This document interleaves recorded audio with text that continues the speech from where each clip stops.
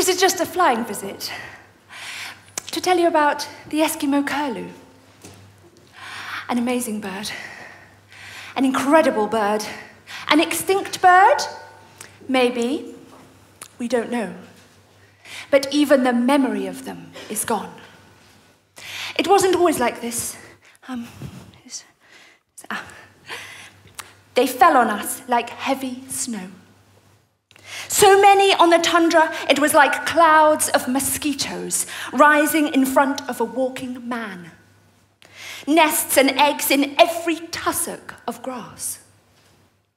And the flock contained thousands of individuals, extending for 1/4 of a mile in length and hundreds of yards or more in width. When such a flock would alight, the birds would cover 40 or so acres of ground.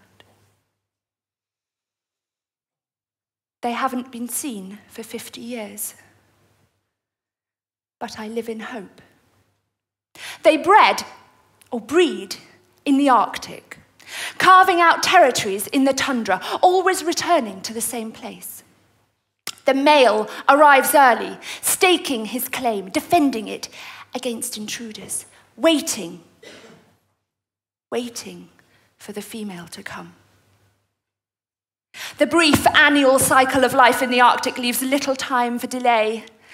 Biological clock, tick, tock, tick. Wait, watch the skies. Does anybody ever come?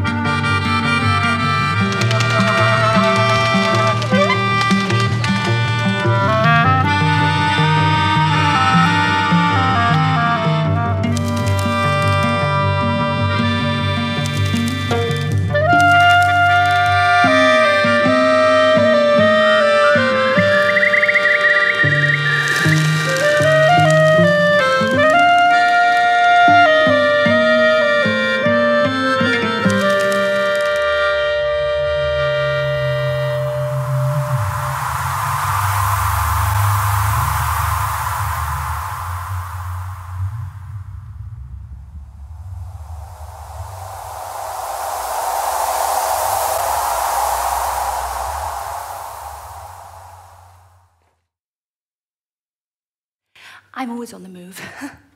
Never settle. Itchy feet. Anyway, days shorten and the decreasing sunlight reduces the activity of the bird's pituitary gland. The sex hormones decrease and the bird's aggressive mating urge disappears and is replaced with the migratory urge. Migration. The best time to be a birder. Big numbers passing overhead. Always a chance of seeing something rare. Sandpiper, whimbrel, ruddy turnstone, golden plover. These birds have fattened up on the abundant insect life of the Arctic. The Eskimo curlew stops on the Labrador Peninsula to feast on curlew berries, as does the golden plover. The curlew is not alone now. Both birds fly at the same breathtaking speed, so they migrate together. From Labrador, they take the shorter but perilous sea route to South America. It is a 2,500-mile journey, non-stop, for 3 days. They will lose a third of their body weight, spanning the length of a continent.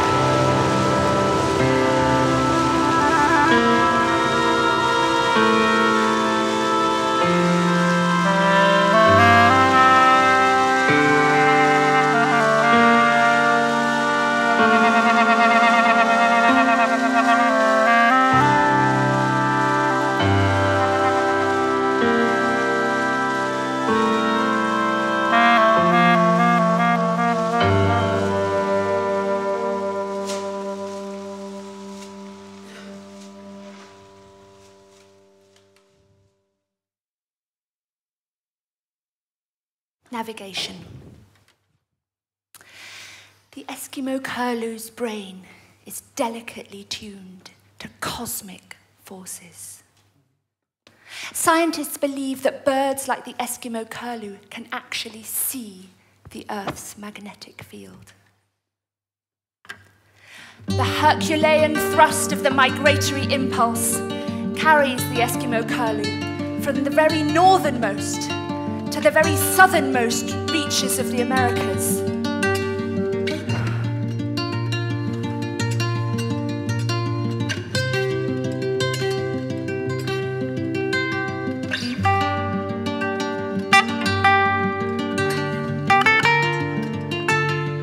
Here, on the coasts of South America, the curlew begins to feel restless again, searching the flocks of other shorebirds for a sign, for a signal that she is among them. And then suddenly, without warning, she is. Love alights when you least expect it, and there is truth and beauty and hope in the world.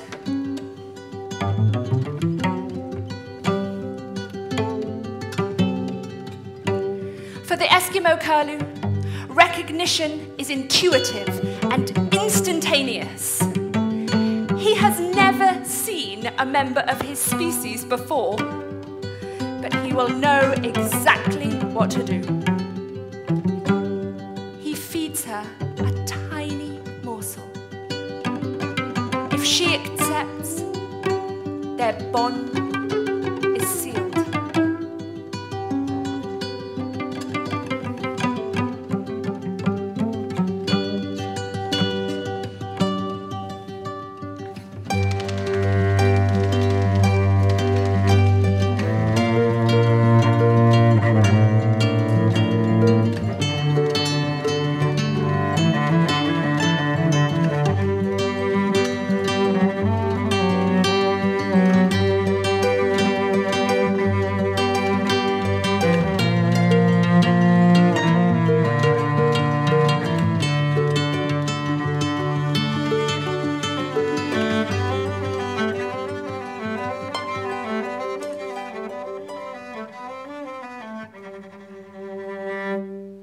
Flight. For the Eskimo curlew, flight is effortless. Each stroke of their wings, an intricate series of gracefully coordinated actions, merged with split-second precision into a single, smooth movement. The sturdy inner half of the wing, next to the body, deflects the airstream, causing pressure below and suction above, giving lift, flight. The outer half of the wing, consisting of 10 stiff flight feathers, is the propeller, driving the bird forward. Too fast for conscious control. 3 or 4 wing beats a second give the curlew a speed of up to 50 miles an hour. 2 curlews flying together talk to each other constantly in the darkness. Soft, lisping notes that rise faintly above the whistle of air through their wings. When I am with my love, I begin to forget that I have ever known the torture of being alone. Heading north, they veer west, towards the towering Andes, spiraling up into air so thin that their wings beat as if in a vacuum. Their bills gape and their lungs strain for breath, attempting to clear those precipitous peaks.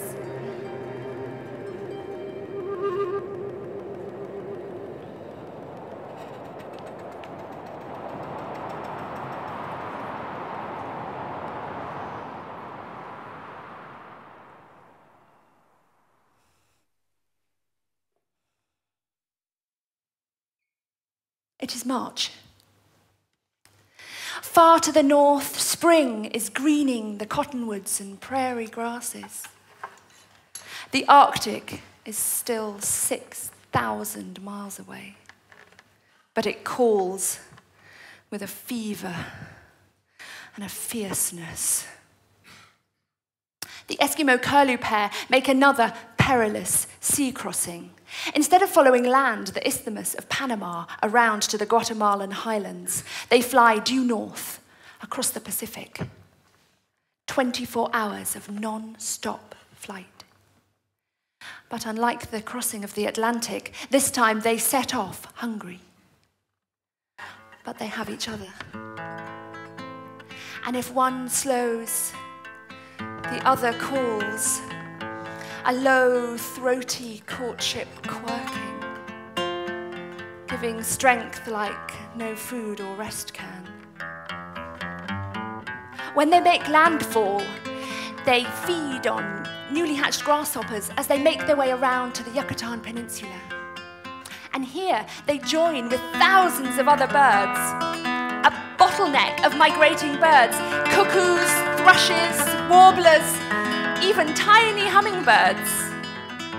A damned river of birds, all waiting for conditions to be right to flow out across the Gulf of Mexico to North America, where, beyond swampy shores, lie flat, unobstructed prairies, reaching almost all the way to the Arctic. When they reach those prairies, it is corn planting time. Great steel monsters roar like ocean surf, leaving black furrows of fresh-turned soil in orderly ranks. The Eskimo curlew pair follow close behind, feasting on white grubs and cutworms, doing the farmers a great service. And yet it was here that they were slaughtered so relentlessly.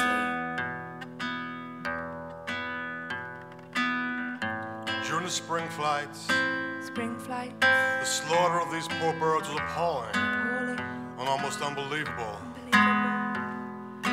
Hunters would drive out of Omaha and shoot the birds without mercy until they literally slaughtered a whole wagon load of them. The wagon being actually filled, and with the sideboards on at that.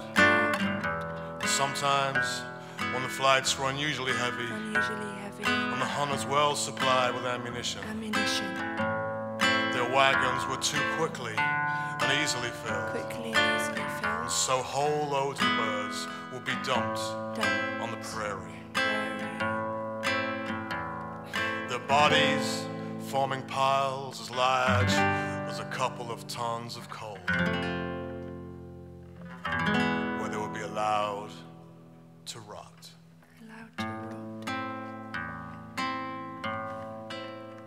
As many as 2 million Eskimo curlews were killed every spring on those prairies towards the end of the 19th century.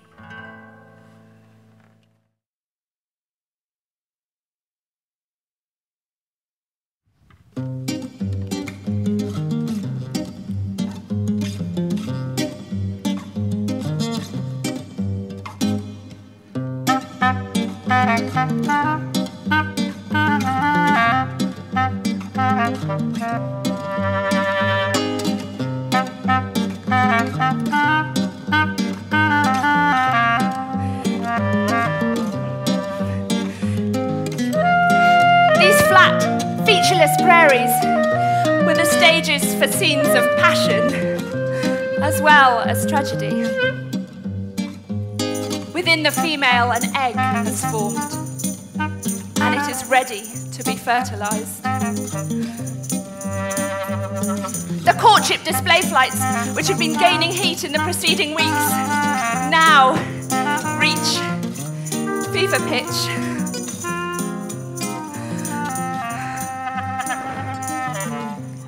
The male springs into the air, his love song wild and vibrant. He then flies straight up until he is a couple of 100 feet above the prairie, where he hovers, calling down to the female, who bobs and whistles excitedly against the dark earth far below. Then he closes his wings and dives straight for her, landing a few feet away. She invites the climactic approach, bobbing with quivering wings, calling stridently.